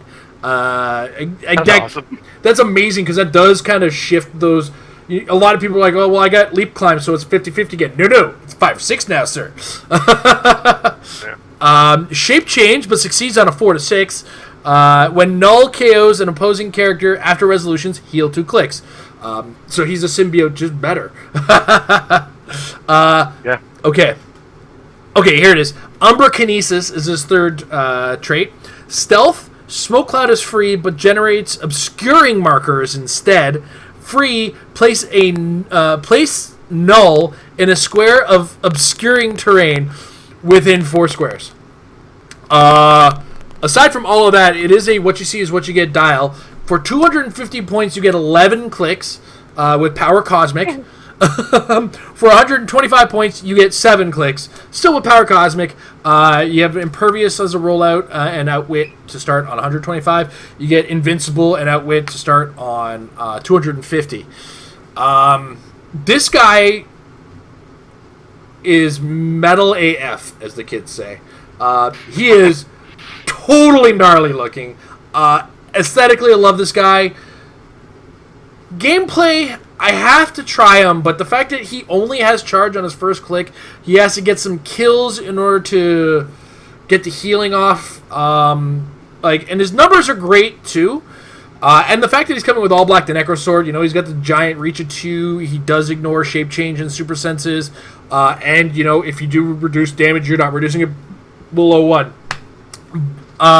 So aesthetically and pleasing, competitively, I'm not seeing it for me. What about you, Tom? Aesthetically, because I'm metal AF. Yeah, you should read. I have actually read some about this. That's why I was embarrassed about not remembering his name. It's cool, all the new Venom, Carnage stuff that they're basing so much of this set on. He is metal. It's a good way of putting it. The Power Cosmic really helps this guy. Yeah. Because I have a hard time wanting to like him. This is I feel like we've. You know what? I do have to remember he has to have a shape change of 4 to 6. That's exactly it, Yeah. and that's what I was about to say. I feel like we've been doing this show for a few years now, and at a certain point, it feels like everything you've said before. So this is not the first time I've uttered the words. This is a piece I don't trust on my team, and I never want to see on my opponent's team either. I feel like I've said that before. Because I don't want to have to deal with it, because like a 50-50 shape change and an invincible rollout, when you're combining that with the Power Cosmic so you can't do anything about it, is really hard to deal with. He's almost certainly going to successfully break away to keep charging. He is always in stealth and always putting down obscuring. This guy hates Pulse Wave. I know that comes up a lot, and they're like, yeah, Pulse Wave's good against everything. Sure, Pulse Wave's good against everything. He's got no stop clicks. He's got no protected Pulse Wave, and the last few clicks of his dial are underwhelming AF. Yeah. So if I don't know whether he's unique. Is he? Nope. Okay. So 2 of him for 250 points is way better than 1 of him for 250 points. So there's that about it. But I don't know, man. Like like I said, I think that he's incredibly good because he's not likely going to get hit, and he could just rip your team up. But as soon as you get a couple of bad rolls on the rollouts, you're going to go down the dial into some underwhelming stuff. Like once his damage drops to 3, once his attack is dropping to 10, he's a lot less easy to deal with. And I don't know what to say. I like him okay, but it's not enough to get excited. There's so much plasticity coming out of the set too, so even though he's almost certainly breaking away, he's not getting over the next plasticity person, so it just feels like you can blockade him. It feels like there's things you can do against him, even in a sealed game. It's just, there'll be one... Heroclix does this sometimes, and I know it's a dice game. Ladies and gentlemen, I'm aware it's a dice game. We all get it. Some of us know better than others. I just hate the fact that this is a guy that in round 1 could be unstoppable, and in round 2 could be a bag of wet tissue paper, just because your rollouts did or didn't work out at the times at which they needed to. Yeah. And that swing is too much for me to ever want to bank on. So I will admit that he's quite strong, but I will not count on that strength for my own team building and playing. Can I add just one other? This is the nittiest of picks. It's a sword. A sword is a blade. Why is it not granting blades, claws, fangs, ladies and gentlemen? Come on now! Again, a nitpick. All right, next up. What I just did. Scream! This is the primed Scream in this case. In my house, I did. Codex, Maximum Carnage and Monster keywords, ignores elevated and hindering for movement, Maximum Carnage trait, Symbiote, Codex Hunter trait. Do these guys not work together, these Symbiote Hunters? I thought they did, but I don't know. They're doing it again. Tom! Special attack power, Lashing Hair Whip, Blades, Claws, Fangs, Precision Strike, Giant Reach 3, she whips her hair back and forth. They feed on each other, so I guess it makes sense. Mother of Monsters is a special damage power. Support as free, but only to target characters with the monster keyword. Welcome back, Dr. Frankenstein!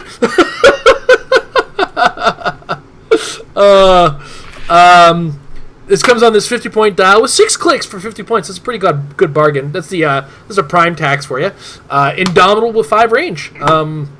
It's a decent 50-point prime character. I'm kind of like Riot. It's like she's cool. She's neat.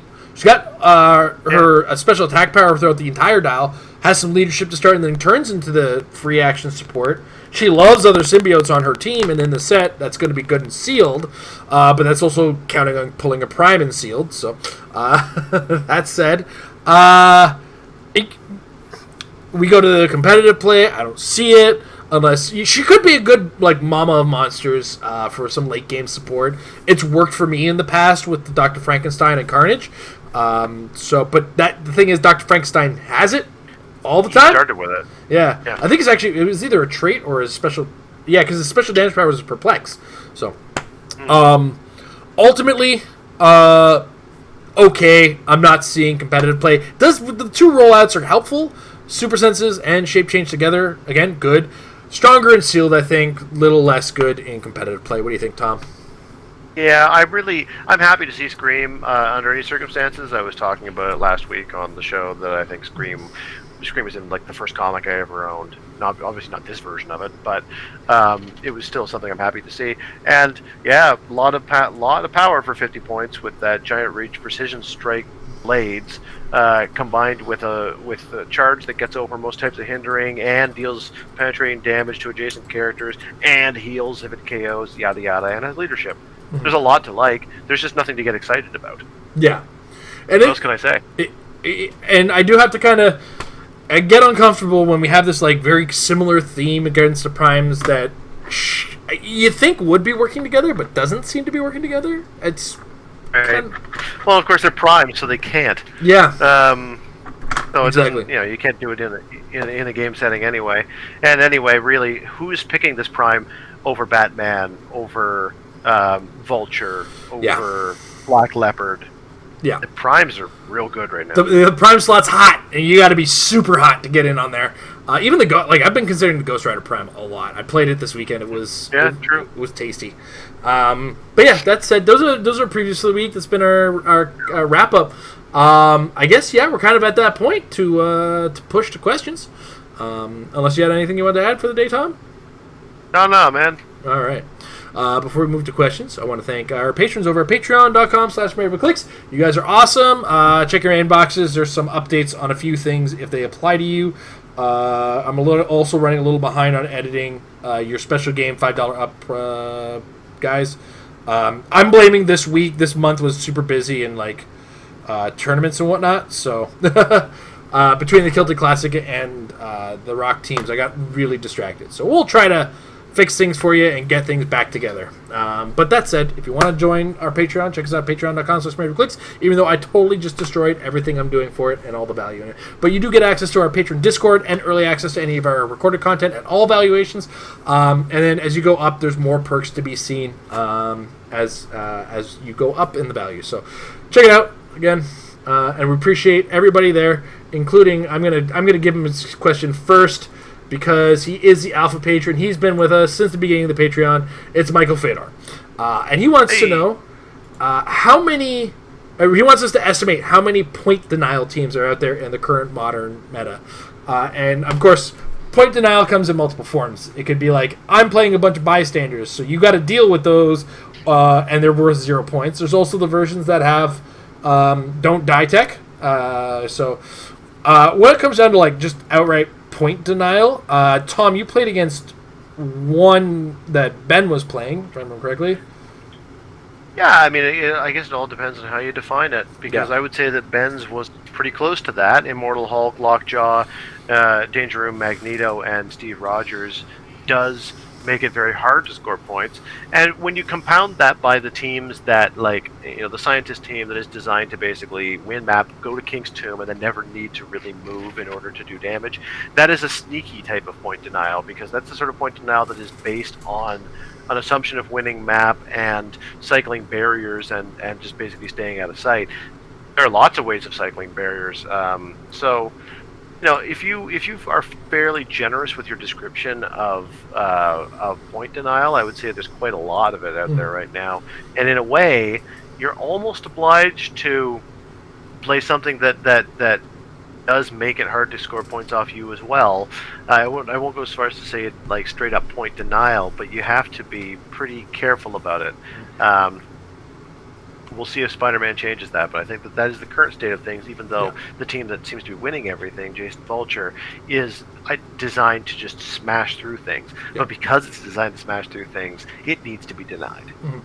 A couple of things worth noting, too, is an example of what could be called a point denial team, the Black Widow double Captain Marvel team.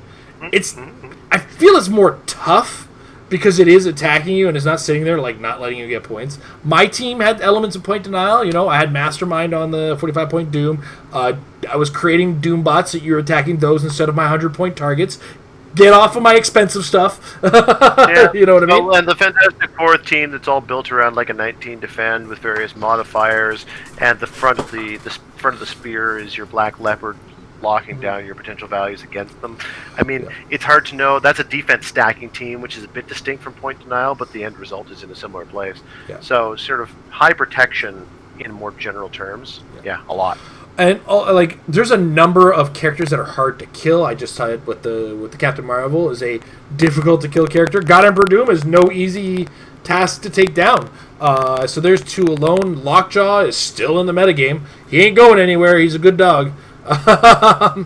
So, you know, that's another thing. It's like the team may not be based around denying you or like not dying, but there are going to be characters who just refuse to die on you. It's like a Lockjaw. It goes back to what I was saying earlier. Like, it feels like there was a time in the meta where it was there were clearer boundaries between the sort of the main sort of types of team builds. Whereas now, I don't think it's quite as clear, but there is in more insidious and subtle ways, there's a lot of stuff that is making it hard for you to score points. Yeah, absolutely. All right, next up, Matt Thomas wants to know, Spot, best sculpt of all time? It's a contender. I haven't seen it. That's right. Tom doesn't see what you guys are seeing when I'm sharing on screen, unfortunately, but it's up there. It's a pretty cool looking Spot. I'm gonna see if I can't get Tom a picture of it. I don't think I can get it before we go, but it's all right. Yeah, it's pretty clever to say the least. What is the design? Give me a second. I just want to look. I'll pull it up to describe because it is, after all. Oops, I'm doing all of the wrong things here. Everybody gets to see my. You know what? I'm just gonna go to the title screen because I have to pull up sticky notes, but some of my sticky notes have some important information. So everybody look at the title card for a second. My sticky notes has my links, and I shut them down because they slow down my computer. People can steer heroes, so just bear with me a second, ladies and gentlemen. It's all right. I tracked it down. I just looked at. It's the 2 clicks from TKO. Yeah. Yeah, that is cool. Well designed. Yeah. He's got a fist coming out of his face. It's his own fist. It is. And somebody shared on Facebook. I'm just gonna shut these down and go back to that. All right, there we go, and we go. It is cute. Somebody shared a scene where Spider-Man went to punch Spot. Yeah, I love that. His own fist got him in the face. It was. Yeah. Spot is. He's kind of holding his head. Yeah, it's he is thinking with portals. I love it.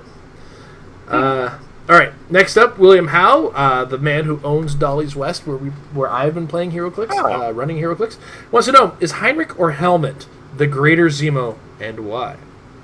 I have to throw out that I'm not as well versed in Zemos as I should be, but isn't Helmet still alive? Helmet's the young one. Yeah. Heinrich's the original. Yeah. And so, as a result, you kind of got to go with Heinrich, don't you? Like, he's the OG. Yeah, he's the original. He's the original model. So nothing wrong with what's good. So. I hope I'm not getting that backwards. But I feel like Helmet was Citizen V and started the Thunderbolts, so I like that. That sounds familiar to me. So we'll give the OG the points, even though I don't agree with his belief structure. All right. Yeah. Next up, actually, Rick Ryan wanted to know and I think we kind of already built it or went over it. What was your team record, and what were your builds? Facebook's being a jerk now. Did you see any opposing builds that surprised you? We kind of went over our team record and our builds, but as far as opposing builds that surprised me, I was surprised to come across 2 of the Fantastic Four builds, mostly because Tom, I've always kind of looked at and said, Tom comes up with the unique ideas I don't think anybody comes up with before or early. No. Tom, but that one was out there. Yeah, but great minds think alike, Tom. So take your credit. Sure, we'll go with that. Yeah. I mean, my team. You mean personally or overall? Overall, we were 2 and 3. Yeah. Personally, I was 3 and 2. And I was 2 and 3. 0-0. Yeah. I never know how the 0-0 is treated in the team setting. Like, is it a double loss or not? I know I think there's supposed to be something to do with the score, but something. Anyway, I'm pretty sure I would call it 3 and 2 anyway. Most interesting team for me was the scientist team that I was already talking about with Charles Bartley, Reginald Bartley, destroying you anywhere on the map, and an ultra humanite mind controlling you anywhere on the map to make sure that you can stand where you need to for Bartley to destroy you. That was oppressive as can be. Yeah. All right. The Clixnexus wants to know. Why are Spot and Spider Hammer Eye such amazing previews that overshadow everything else? Well, Spot, I mean, we kind of went over it. He's pretty cool. He's neat. He's interesting. A lot of potential in that character. But the Spider Hammer Eye, I see where you're coming from, because you give martial artists the Spider-Man family keyword, and he's a pig in samurai armor. Yes, I think that's the reason. That right there is enough, right? Yeah, Also, I think it's cool that he's giving your martial artists, Spider-Man family keyword, but it's mostly the pig part. Mm-hmm. That and I love his, like, you and me are fighting and that's it. Just nobody else is shooting into this nonsense. Just you and me, bruh. Yep. Bushipto or whatever. Yeah, Bushipto. Three puns. Oh, man. He's ripe with puns, and as a father, I appreciate that. George Himes, with a good turnout for online nationals, do you think that in the future WizKids or The Rock could run an online-only championship for those who may not be able to travel for whatever reason? I feel like The Rock isn't going anywhere with these online. They've been running online tournaments since last year, if I remember correctly. They just had lower turnouts for them because people were going to tournaments. I do believe that there is a potential for The Rock to run, some more high-end events that kind of cater to players who didn't get a chance to travel, or could be occurring during the big event if they have anybody who's operating behind the scenes and not at the events. Because that is a thing that makes for a big challenge. I believe Alex Kuz is the guy who's been running the ROC Online just in general. Like, he's been the headmaster of the whole thing. I don't know if that's a guy who goes to Heroclix Nationals or Worlds. And if he does, then, of course, that's not going to happen at the same time. And I think that would be the ideal time. But sidestepping that, I do feel like there's a place for another big online tournament. Just, the online championship, as it were, or the overall ROC Online championship, I think is appropriate. And if they continue to run events that, have no player limits and stuff like that, they could do it. But I do feel like the travel to events will still be very keynoted and very... They're the more popular ones because people want to be there. There is a lot of us are settling, myself included, are just settling for Roll20 because it's the only option. We want to be with our friends, high-fiving each other, seeing each other's teams, seeing each other in person. It's part of our social lives to a certain degree. But that's kind of my thoughts on it. Tom, what are your thoughts? More or less the same as yours. I must admit, I have yet to really hear anybody, and it may just be because I'm not as connected, expressing a sentiment that the online Heroclix thing is anything other than a decent way of getting us through this particular period. Continuing to run Heroclix online tournaments, absolutely, that'll be a thing for a while. The ROC's been doing it, and they just get better and better at it with everything that they've learned over the course of doing these big tournaments. So there will still be a place for online Heroclix, but I suspect the large tournaments will continue to go back to being, in person to the exclusion of online. The product is ultimately supposed to be selling itself. That certainly, I don't know how much they really want to push towards the online space. If there's any chance that it's eventually going to get people kind of phasing their way out of the game, of actually buying the physical figures and using them, and the players of it are so rooted in that thing that I think it would have to exist for a long time for us to want to quit it. So it's more likely to be a small but loud group of people that would rather do the online thing than a large number. Just my impression, just speculation. I don't feel a lot of desire to do it personally, and so maybe I'm coloring my opinion on it. If it continues, I will play. Yeah. One thing I do want to point out is a lot of concessions are being made where WizKids is saying, okay, you can do this, but there's a certain number of criteria you have to meet. One specifically is we had to show ownership of our figures.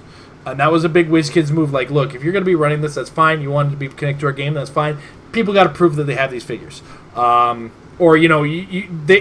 arranged a workaround for borrowing things. My face was I was looking for more sexy poses. I couldn't come up with them while I was putting things in the Discord for the lending tree, as it were.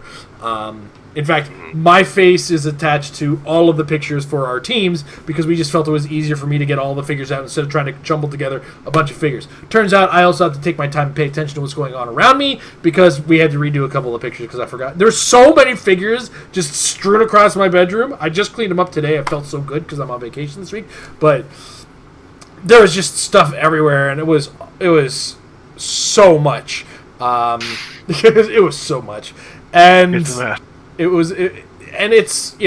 a requirement, and like I said, everything about this is settling. WizKids will probably not be will be a little bit more standoffish for bigger tournaments online. The ROC's been really only running them with 16 to 32 at max, right? In some cases. So, it's an exception to the rule. It's a place where people can play more. Roll20 started as kind of a practice dungeon, as it were, and it's just kind of grew out of necessity and as far as everything that happened in the world, the COVID, the Rona, the quarantine, as it were, and we couldn't go to Heroclix tournaments, so we wanted to play. Yeah, it's been fine for that. It's just I don't, it still doesn't feel to me more than a stopgap, and the online tournament's more of a niche, throwaway evening thing. Yeah, absolutely. All right, so I think we kind of covered that at length. Yeah. But if you do join in the tournaments, they're all over the ROC Online Facebook. They just pop up all the time. So jump in, join in. I'm not knocking it at all. It's fine. It's fine. And I understand some players don't like to travel and like to do this. That works. If that works for you, awesome. It's definitely not for me. Hey, if the game ever gets big enough that it could feasibly support both an online and in-person tournament setting, then I think that is the best of all possible worlds. Yeah. I guess maybe I'm just not immediately feeling like it's there, but hey, it could be. You never know. I personally feel like we have to get something like Magic the Gathering has with Magic Online and Magic Arena, where they have their own, we put together this tool that gives you the game in a visual element, and you get pieces from the game in this game. And I think that's where we could get official online tournaments and stuff like that. Not to take Remember away from when they tried. Yeah. Were you playing at that time? I was playing. I was playing at the time. I knew about the existence of this thing, but somebody showed me one screenshot from it. And I was not. I was just not interested, and there was a limitation. There were certain figures that didn't make it, and then. Grand scale, it's a video game technically, and you've got to get a Marvel and DC license, then Marvel and DC to agree to have their video game products put in there, and then talk to Paramount and get Star Trek allowed in there. And when you're done with that, and you're now entering the navigation of the video game licenses, and you got to fight with Activision money, and you got to fight with EA money. WizKids isn't fighting with that. They got wiffle bats at best in that fight. So there's other complications in that realm, to say the least. All right, presumably. Yeah, that would be. Yeah, I guess that's my assumption on the matter. All right, Neo Shazam. This is an interesting question. Excuse me. Legion of Superheroes fans. Question mark. Is there any team that needs to be clixed or reclixed more than them? I'm going to let you take the lead on this one because I got to make some nasty noises here. Is there anything that needs it more than Legion? I mean, boy, I've been playing this game a long time. I'm like, didn't we just get that Superman of the Legion? And that was years and years ago. I can't think of a team that is as large in terms of its membership and its history and as underserved in Heroclix of the last several years as Legion off the top of my head. I mean, there are niche teams that have not been touched longer, but they're niche teams. Legion's a big, important part of Heroclix, or not Heroclix, of comics, and you're right. It's been a long time. I'll be honest, they've never been done to my enjoyment. Like I've never liked a Legion release, really. It's not to say there haven't been a few good pieces, but I've never wanted to play a Legion superheroes team. Now, I'm not as much of a DC guy, so that is influencing it to some extent, but the pieces have never come together in a way that made me get excited to play them. It's kind of like Spider-Man family has always been. It sucks because they all are wild cards and there's nothing from the wild card. Legion are all flyers and none of them can carry. They keep, they have to design it smart, and then maybe it would be interesting. So, I'd be all for it. I like new things, so by all means, I don't need another JLA. Give me a Legion. No. To kind of add to they've tried multiple times with the Legion of Superheroes. We had Cosmic Justice was the first set I think we had any number of them, and then they were intermittently. What's that? There was like the 8-pack starter or whatever it was. Yeah, the collector's set, as it were. It was actually the first official HeroClix release with cards in there. They just had no special powers. They just had the cards. Right. Yeah, you're right. I remember that. I owned it. Yeah. And then, like I said, there had been Legion of Superheroes characters intermittently through sets because there was a lot less focus as far as like themes on sets back then. I think one of the ones I like to think about is like Legacy as the DC set. What was Legacy? And they just threw stuff at the wall. It was just a mass of stuff. Anyway, I'm just checking that Superman, the Superman and the Legion of Superheroes set that felt like it was just yesterday. It was 2014. Was it really 6 years ago? You know what? I think they just finished errataing it. That's all. Because that set had like 4 or 5 figures that got errated.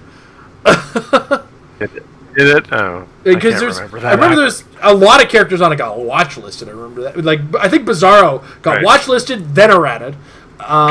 So True. Like the text on the Bizarro card is not the same anymore. Apparently, there was Tellarite or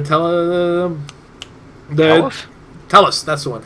The one that had like you could like see through other Legion or other characters on your team, and like no, right. Only Legion of Superheroes guys, but only so far. And wow, we messed this one up because boy was he messed up. Yeah, well, that was also where we got Highfather.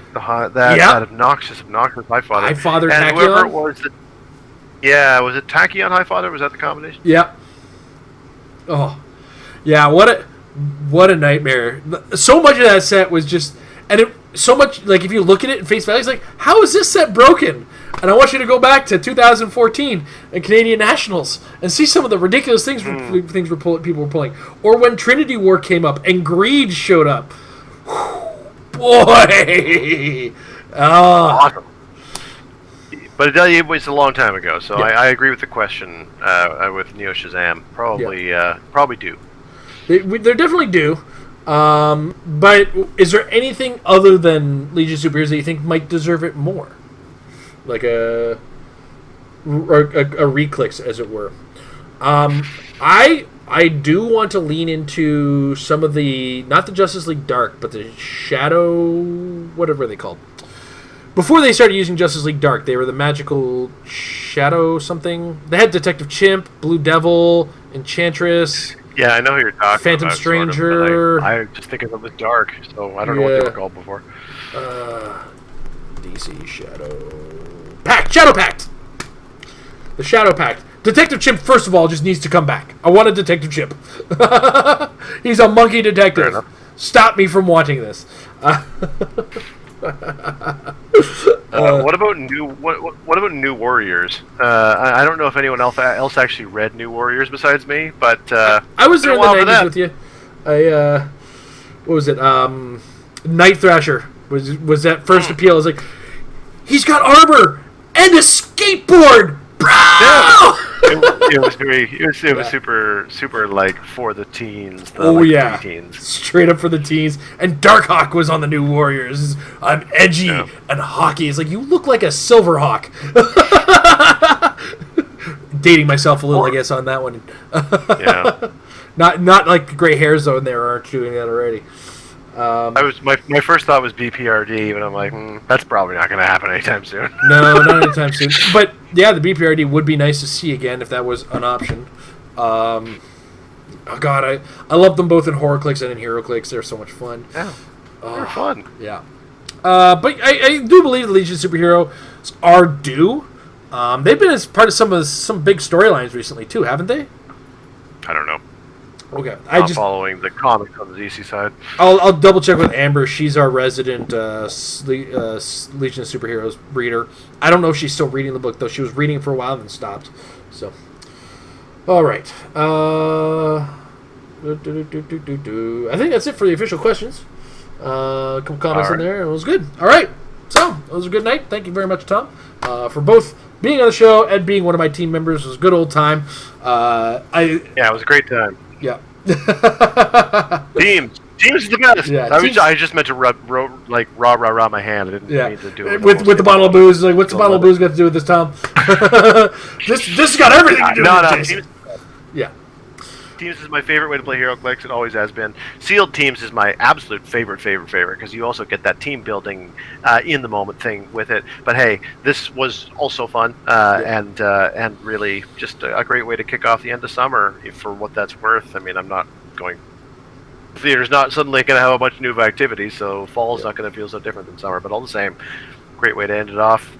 I'm happy we could do it together. Absolutely, and really looking forward, guys. Absolute Carnage is around the corner, September 9th. It was originally mid-September, and they just changed it on us, and I'm caught flat-footed, so brace yourself, it's a-coming. But yeah, I want to take a second to thank our sponsors over at MajesticCCG.com.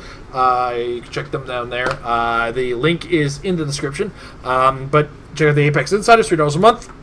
Gets you some thoughts from the brains that make the good decisions. And so check it out. These are the guys who contribute to the site, win tournaments, do really well in tournaments, are some of the guys who pave the way for players when it comes to creating the metagame. And, it's not necessarily a bad thing to pull a team off the net, but when you got the brain, the thought process behind it, it's good to read this kind of stuff. So check it out, MajesticCCG.com/Apex-Insiders, or just go to MajesticCCG.com and click on the Apex Insiders on the top. Also want to thank our patrons over at Patreon.com/MarriedWithClix. Check it out for yourself if you're interested in becoming a patron. But like I said, Absolute Carnage is around the corner. Things are starting to open up. We're running a sealed locally. If you get a chance to get those sealed, get those pieces in your hand, get some games going. Even if it's on Roll20, get some practice. Because practice will just make your teams better. Have a good night, everybody.